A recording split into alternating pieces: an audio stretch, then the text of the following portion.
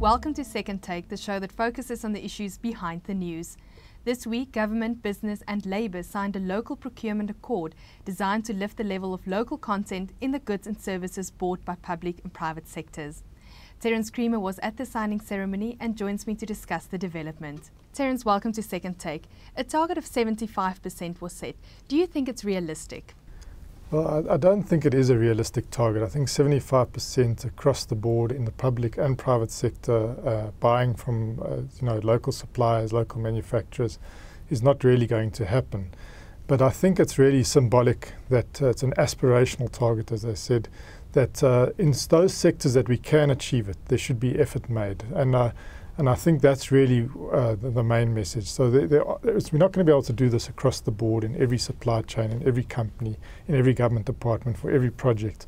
But I think in the areas where we do have local capabilities, or in areas where we can build those local capabilities, I think they wanted to set the bar fairly high, set a high, ambitious and audacious goal, and try and strive for a fairly high level of local content, mostly because it comes against the backdrop of a serious deindustrialization of the South African economy over the last few decades, and a desire to start really shifting the focus away from the consumptive side of the economy back to the productive sectors of agricultural, mining, as well as manufacturing.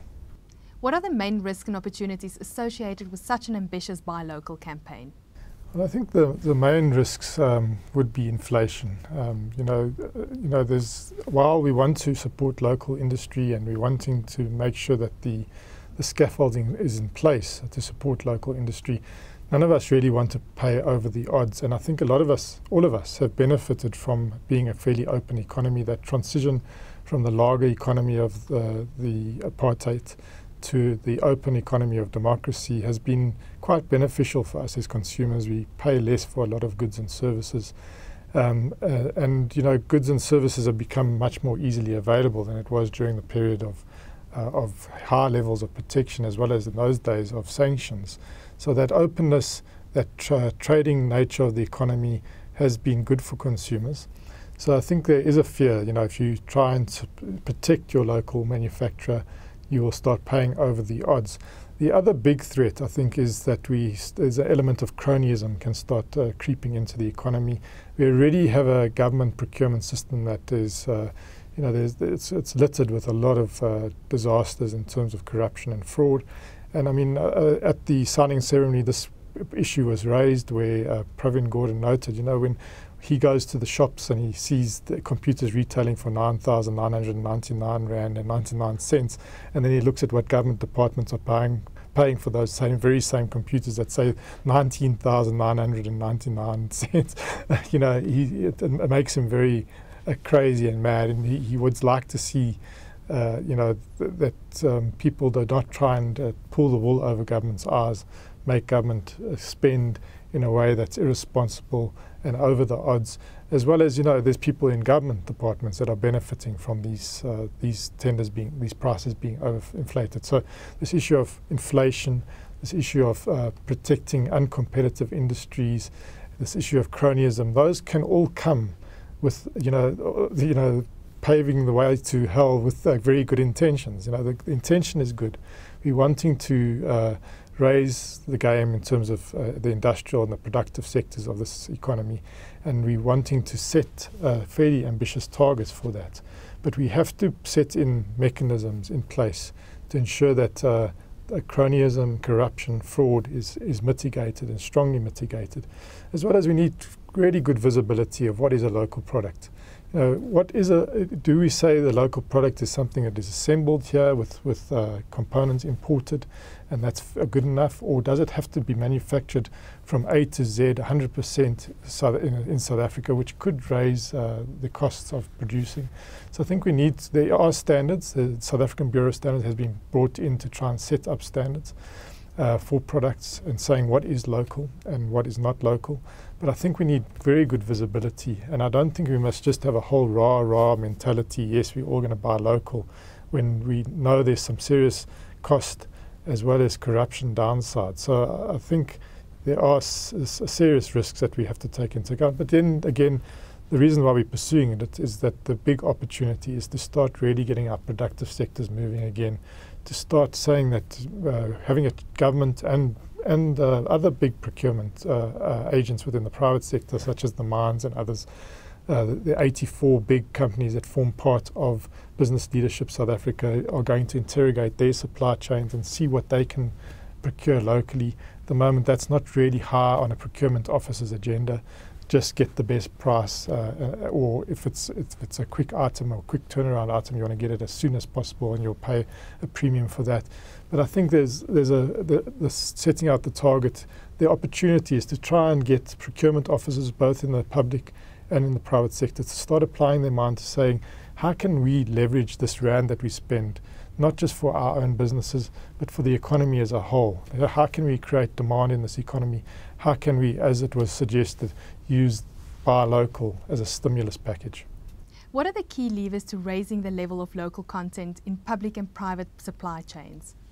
Well, I think the key lever is the Preferential Procurement Framework Act and the new regulations that came out earlier this year and will be enforced from December the 7th. Because government procurement has to be the first target. Government has got the most to gain from assisting local manufacturers, in the sense that there's a whole economic upside that can be generated from buy locals, as I spoke about, the raising of the profile of manufacturing and raising the game of the whole productive sectors in this economy. So the key lever is going to be those regulations. And what those regulations allow for is for the Department of Trade and Industry to designate certain sectors that they're basically saying government departments, municipalities, provincial departments, as well as state-owned enterprises and state agencies need to say, if you are buying in these areas, these designated areas, you need to be sourcing these from local manufacturers. And I have the list here because it's outlined in the procurement framework. The first round of designated sector relates to buses. Now, we saw in the run-up to the World Cup, there was an opportunity to really create a bus industry around the procurement of buses for the World Cup, and we never really grasped that nettle. But buses have been added in because we've got a lot of rapid transit systems that are coming in a number of municipal areas. And we've got power pylons, rolling stock, pharmaceuticals, set-top boxes, clothing, textiles, and leather and footwear. Government departments like the police and correctional services, they buy a lot of uniforms and shoes. And if we can use that to stimulate the textile industry, that would also be quite a positive thing. As well as government tends to do a lot of eating and feeding because of government hospitals and prisons and etc. They do buy food. So also food and canning products have also been put on that list. And then the sort of overall idea is to mimic what happened with the antiretroviral tender last year, where we didn't only crowd in new local suppliers or raise the local content of that ARV tender, but we actually had a benefit of lowering the price. So that's being held up as the model. So they would like to do that in all these initial designated sectors, the buses, the power pylons, the rail rolling stock, etc. They would like to see a similar model emerge where we have both a manufacturing benefit, but also a competitiveness and a local content benefit. So that's really the main lever. The other lever is to say to those big companies that are really big procurers, that's not only the state-owned enterprises at the Business Leadership South Africa, but the mines and the banks and others, to try and really use their sharpen their procurement agents and their procurement officers' minds around this whole local content thrust, and try and get them to start thinking local when they do their procurement. And of course there's the marketing efforts that the unions and the business organizations do, and they and community organizations, they all made a commitment through this local procurement accord that they will also, when they do buy promotional materials like caps and bags and t-shirts and jackets, they will make sure that they will make sure that is a high level of local content within that sort of procurement. And those are good symbolic things, because we've had incidents in the past where people are walking down the street protesting for new jobs and building up an industrial policy, but wearing Chinese made or Vietnamese made t-shirts and caps. So I think that's also an important symbol, as well as the office furniture we use, the stationery we use, all that, those sort of low-hanging fruits. I think organisations across the country, if we all did our little bit, that could actually help in creating jobs and stimulating manufacturing. Terence, thank you very much. That is the show for this week. Thank you for watching, and join us again next time for more news analysis.